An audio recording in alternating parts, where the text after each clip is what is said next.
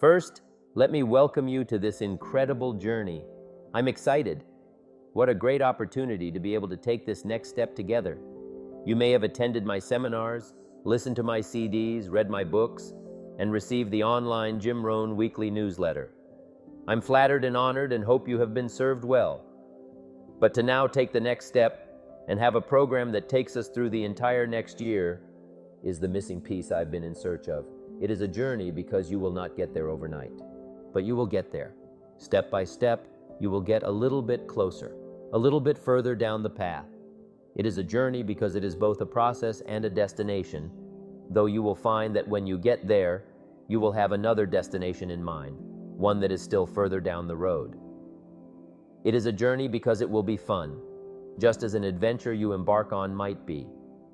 It is a journey because it will be hard at times, and it will take time. You will plug away and wonder when you will get there, but you will be making progress, getting closer and closer with each passing mile you travel. This is exciting. So what are the keys to personal development? This is a good question, and one in which you should pay careful attention to the answers. I believe the personal development road is an invitation sent to all, but recognized by few. It seems to me that those on the PD road oftentimes are somehow invited into a special banquet hall to take a sneak peek at what is possible. This glimpse invites those rare questions that most people simply don't ask themselves. What if I decide to set and reach higher goals? What if I decide to go for my dreams? What if I can change certain unpleasant things about myself? What if I can significantly make a difference in the lives of others? It is from this special sneak preview and these new questions that a new life begins to evolve. Why? Because of your new vision and possibilities. Yes, it can be said personal development opens up a whole new world of potential and possibilities for you and for those you affect. Second, personal development requires a plan. I've often said that all good things in life are upstream, but the natural flow of life is downstream. So you need a plan, you need a map to help you get where you want to go. We will cover this more in depth in week 2. Third, personal development is about association and influence. We are affected by everything around us. What we read, what we watch, who we talk with, who we spend time with, it all plays a part in how we view our world, our relationships, and our opportunities, but mostly ourselves. We will cover this more in depth in week 3. And fourth, personal development is about learning and education. All 12 pillars of success we study over the next year will involve personal development, becoming a student and learning. We will cover this more in depth in week 4. Bonus point. Personal development is about having a celebration. Yes, you heard me right. Every investment needs to have a payoff. And yes, the payoff will be the person you become and the results you receive. But also go ahead and create your own unique, only you deserve it because you did it one-of-a-kind celebration. So yes, along the way, we will encourage you to celebrate your progress. On small milestones, have small celebrations. At larger milestones, have bigger celebrations. And that is all part of the personal development equation. We will cover each of these 4 points more in depth over the next month, but I want to focus on the first one this week. Personal development, the invitation. We have all received an invitation to a party or an event, and are then faced with the decision to go or not. Obviously, multiple outcomes can result from our decision. But here are 2 specific outcomes we've all probably experienced. We went in spite of our hesitations or difficulties, and it was a great, maybe even a life-changing experience. Perhaps we met our future spouse or a lifelong friend or had an experience we will treasure for a lifetime. We didn't go, but our spouse or friend did, and they told us how much we missed out on what could have been a life-enhancing experience. I'm pretty sure almost everyone participating in this program is already a student of personal development and growth, or you probably would not be participating. But I want to thank you and congratulate you for accepting this invitation to step out and into a program that makes so many bold promises. I want you to know we are committed to doing our part of the equation. I believe by accepting the invitation, you are taking that all-important first step, and now our journey begins, hand in hand. As stated above, this is not a sprint, and we are not in a hurry. Let's watch as the very process and commitment itself begins to take us in the direction of high achievement, goal accomplishment, and true success. True success is living the life you truly desire to live, spiritually, physically, relationally, and mentally, as you have defined it. We have already discussed the invitation, and I congratulate you for accepting this invitation to be, do, and have more in your life. The Bible says, if you search, you will find, and that is what you and I are in the process of doing. We have accepted the invitation to be seekers, so we can be finders of the better things life so openly offers to those who choose to partake in the process. This next year, let's see what we can do with the soil, seed, sunshine, rain, and the miracle of possibilities to turn what we have into a life filled with the equities of treasure, family relationships, enterprise, gifts galore, and everything you want. As we all know, our results are only as good as our plan. My mentor, Mr. Schoaf, taught me it's not what happens that determines the major part of our future, because what happens, happens to us all. Instead, he taught me the key is what we do about it. If we start the process of change by developing a plan, doing something different in this next year than we did the previous year, it won't matter how small those efforts are in the beginning. Start doing different things with the same set of circumstances, ones we've always had and cannot change, and see what miracles occur. When we start the miracle process and change ourselves, then everything changes. And here's what is interesting. The difference between success and failure is so subtle. Let me explain by giving you my definitions of failure and success. Failure is a few errors in judgment repeated every day. The man says, well, I didn't walk around the block today and it didn't kill me, so it must be okay. No, it is that kind of error in judgment after 6 years that has him out of breath and panting as he walks from his car to his office. You can't make those kinds of mistakes. It will end up costing you. Now here is my definition of success. A few simple disciplines practiced every day. Do you see the distinction? A few disciplines. Here's a little phrase we've all heard. An apple a day keeps the doctor away. And my question to you is, what if that's true? How simple and easy is that plan? The fact is, when you look at successful people, you will almost always discover a plan behind their success. They know what they want, they work out a plan that will get them where they want to go, and they work their plan. It is the foundation for success. We as humans have the unique ability to affect change in our lives. It is through our own conscious choice when we engage in the miracle process of personal development that we are able to transform our nature and our lives. We want this first year in our program to be a success for you, a smashing success, which means you will need to have a plan and then methodically work that plan. It is the combination of the materials and your open attitude toward learning, driven by the diligent following of a plan that is right for you, that will make this year the kind of success we know you want it to be. So let me challenge you to be no less sincere, be no less committed to the advancement of your philosophy, the set of your sail, your plan. So what are some good ideas on developing a plan that will work well and take you to the finish line powerfully and in style? Here are some major points to keep in mind. Some people are very detail-oriented, and they will follow an intricate plan closely.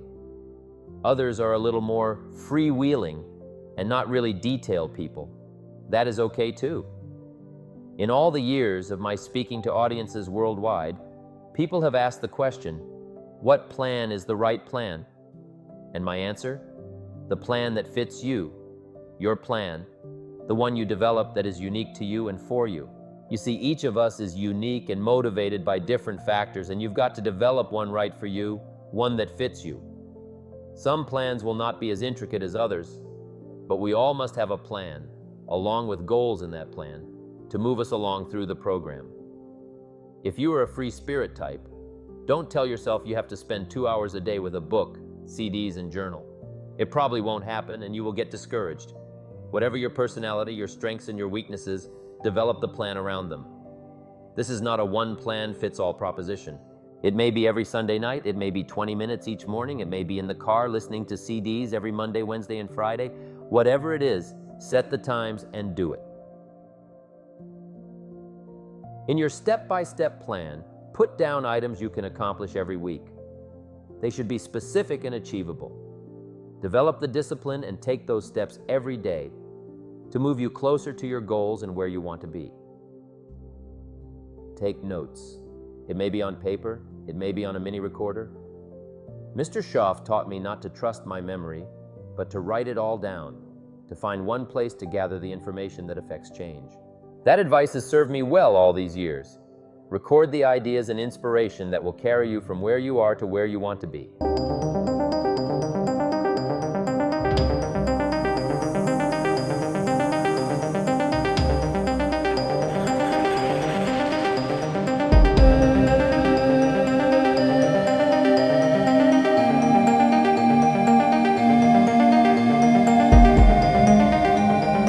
Sophisticated, healthy, influential, cultured, unique. If you come across something important, write it down.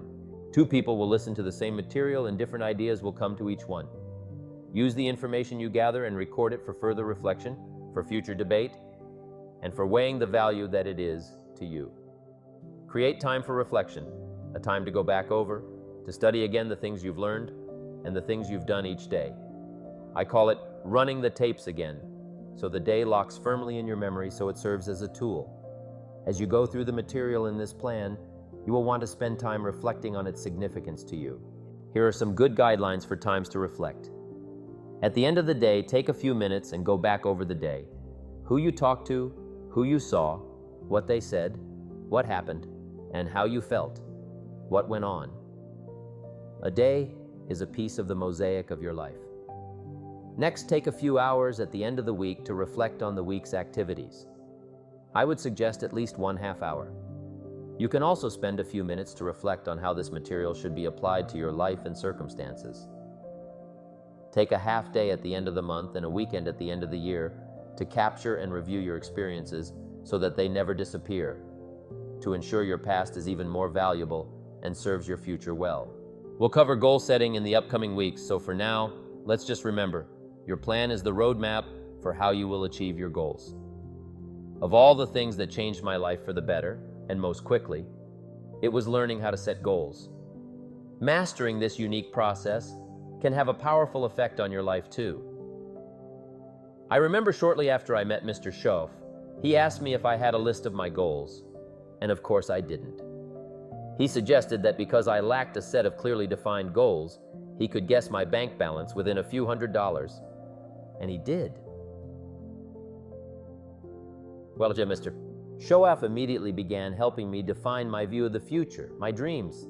He taught me to set goals because they are the greatest influence on a person's future and the greatest force that will pull a person in the direction they want to go. But your future must be planned and well designed to exert a force that will pull you toward the promise of what can be. Act on your plan. So many times what separates the successful from the unsuccessful is that the successful simply do it. They take action. They aren't necessarily smarter than others. They just work the plan. Over the years, I've taught the time to act is when the emotion is strong, because if you don't, here's what happens.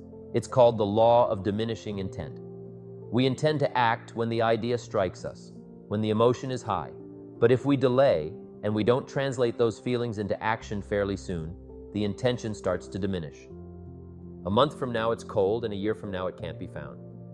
So set up the discipline when the idea is strong, clear, and powerful.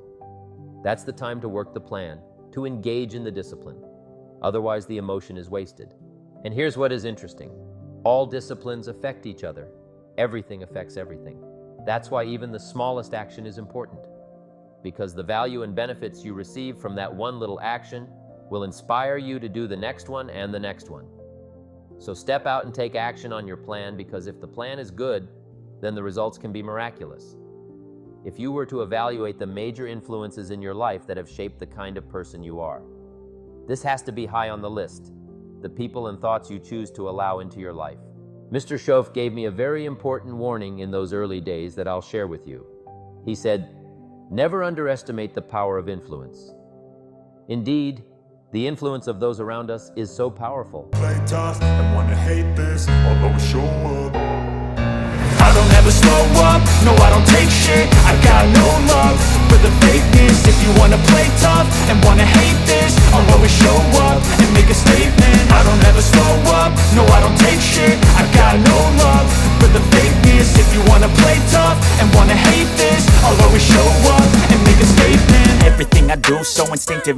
passionate. Every word I move so descriptive like an adjective. I got a vendetta against people who patented being negative when you should be getting after it. I got facts over tracks, this and that. Spitting slow, spitting fast, I could roast, I could gas. Think I'm yourself. They may help you better analyze your current associations. Here's the first question. Who am I around? Make a mental note of the people with whom you most often associate. You've got to evaluate everyone who is able to influence you in any way. The second question is, what are these associations doing to me? That's a major question to ask. What have they got me doing? What have they got me listening to? What have they got me reading? Where have they got me going? What do they have me thinking? How have they got me talking? How have they got me feeling? What have they got me saying? You've got to make a serious study of how others influence you both negatively and positively. Now here's a final question. Is that okay? Maybe everyone you associate with has been a positive, energizing influence. Then again, maybe there are some bad apples in the bunch. All I'm suggesting here is that you take a close and objective look. Everything is worth a second look, especially when it comes to the power of influence. Both will take you somewhere, but only one will take you in the direction you need to go. It's easy to just dismiss the things that influence our lives. One man says, I live here, but I don't think it matters. I'm around these people, but I don't think it hurts. I would take another look at that. Remember, everything matters. Sure, some things matter more than others, but everything amounts to something. You've got to keep checking to find out whether your associations are tipping the scales toward the positive or toward the negative. Ignorance is never the best policy. Finding out is the best policy. Perhaps you've heard the story of the little bird. He had his wing over his eye and he was crying. The owl said to the bird, "You are crying." "Yes," said the little bird, and he pulled his wing away from his eye. "Oh, I see," said the owl. "You're crying because the big bird pecked out your eye." And the little bird said, "No, I'm not crying because the big bird pecked out my eye. I'm crying because I let him." It's easy to let influence shape our lives, to let associations determine our direction, to let pressures overwhelm us, and to let tides take us. The big question is, are we letting ourselves become what we wish to become? Here are 3 ways to handle associations or relationships that might be holding you back. 1. Disassociate. This is not an easy decision, nor something you should take lightly, but in some cases it may be essential. You may just have to make the hard choice not to let certain negative influences affect you anymore. It could be a choice that preserves the quality of your life. 2. Limited association. Spend major time with major influences and minor time with minor influences. It is easy to do just the opposite, but don't fall into that trap. Take a look at your priorities and your values. We have so little time at our disposal. Wouldn't it make sense to invest it wisely?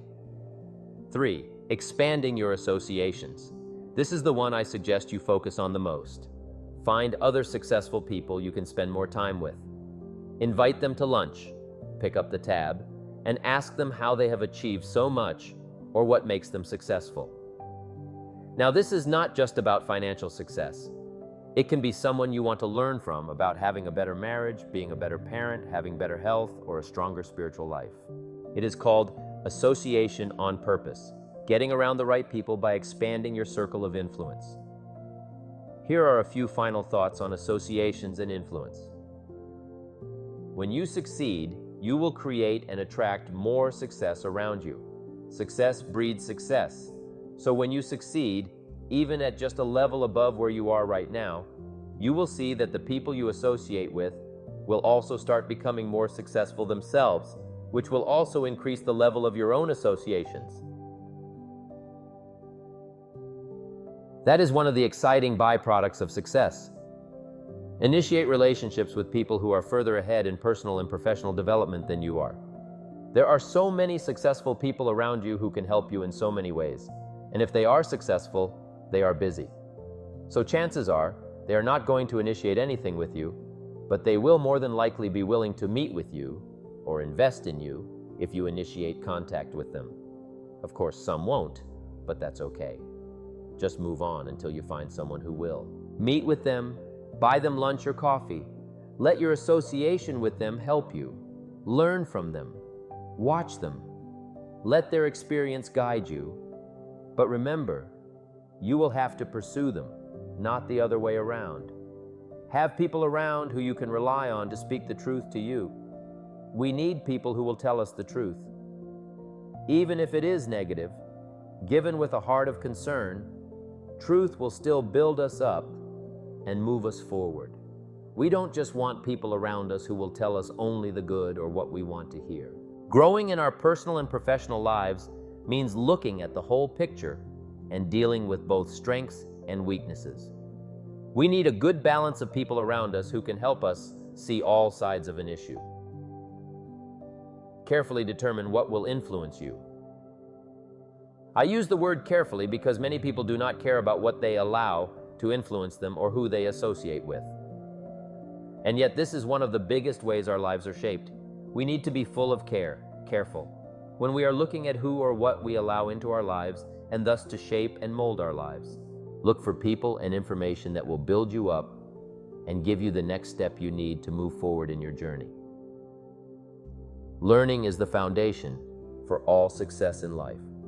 It is where true success begins. Learning is the beginning of wealth.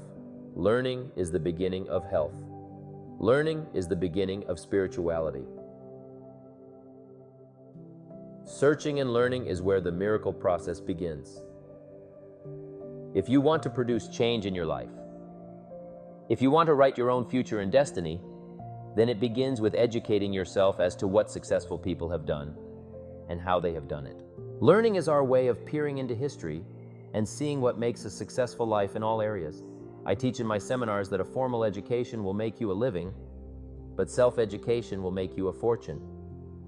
Most people want to achieve wealth. And I would guess that all of you who are in our one-year success program are looking to achieve wealth and the blessings and opportunities it can bring. Since this is the case, apply yourself to self-education as you are already doing in this program. Take it seriously.